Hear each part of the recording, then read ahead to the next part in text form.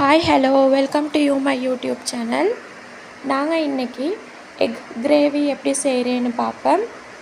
ஃபஸ்ட்டுக்கு அடுப்பில் பேன் ஒன்று வச்சு அதில் ஆயில் ஆட் பண்ணிக்கோங்க.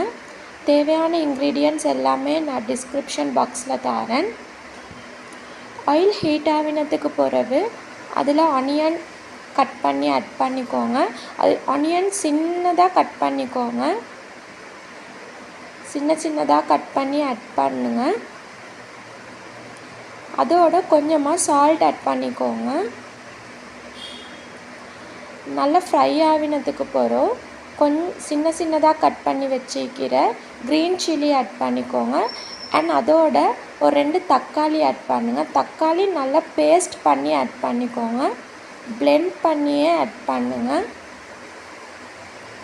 பாருங்கள், இதே மாதிரி இருக்கணும்.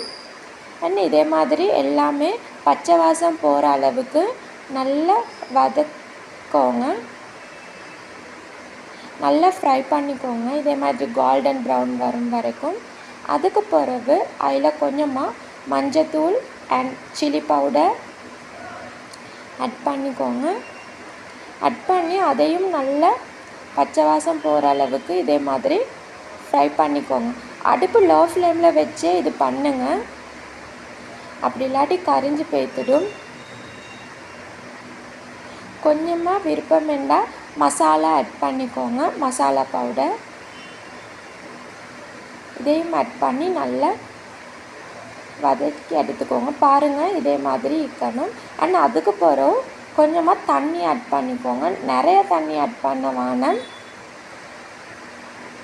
கொஞ்சமாக ஆட் பண்ணிக்கோங்க. ஆட் பண்ணி கொஞ்சம் ஒரு 5 மினிட்ஸ் மூடி வச்சுக்கோங்க. அது நல்லா கொதித்து வர வரைக்கும். பாருங்கள், இதே மாதிரி டைமில் நல்லா கொதித்து இதே மாதிரி எல்லாம் மேஷ் ஆகி இதே மாதிரி வரணும். அதோட கொஞ்சம் பார்த்துக்கோங்க உப்பு காரம் எல்லாம் நல்லா இருக்காது. அண்ட் அதுக்கு பிறகு 1 by 1 எக் இதே மாதிரி முழுசாகவே உடச்சி ஆட் பண்ணிக்கோங்க. பாருங்கள், எக் ஆட் பண்ண போக்கில் அடுப்பு லோ ஃப்ளேமில் வச்சு ஆட் பண்ணிக்கோங்க. எக் ஆட் பண்ணிவிட்டு கொஞ்சம் ஒரு 5 மினிட்ஸ் மூடி வச்சுக்கோங்க. மூடி வச்சதுக்கு பிறகு இதே மாதிரி மேலால் பாயில் ஆகி வந்துடும். எண்ணெயெல்லாம் பிரிஞ்சு வந்திருக்கும். இதுக்கு பிறகு கொஞ்சமாக மிளகுத்தூள் ஆட் பண்ணிக்கோங்க. மிளகு கொஞ்சமாக ஆட் பண்ணிக்கோங்க. அண்ட் அதோட கறி லீவ்ஸ் ஆட் பண்ணுங்கள். கறி லீவ்ஸ் விருப்பம் வேண்டாம் ஆட் பண்ணிக்கோங்க. நான் அந்த ஃப்ளேவருக்காக தான் ஆட் பண்ணுறேன். ஒரு 5 மினிட்ஸ் மூடி வச்சுக்கோங்க. எங்களோட எக் கிரேவி ரெடி. இதே மாதிரி நீங்களும் ஹோமில் ட்ரை பண்ணி பாருங்கள். ஈஸியாக இருக்கும், குயிக்காக ரெடி பண்ணிக்கொள்ளும். என்னோட சேனல் பிடிச்சிருந்தால் சப்ஸ்கிரைப் பண்ணுங்கள். தேங்க்யூ.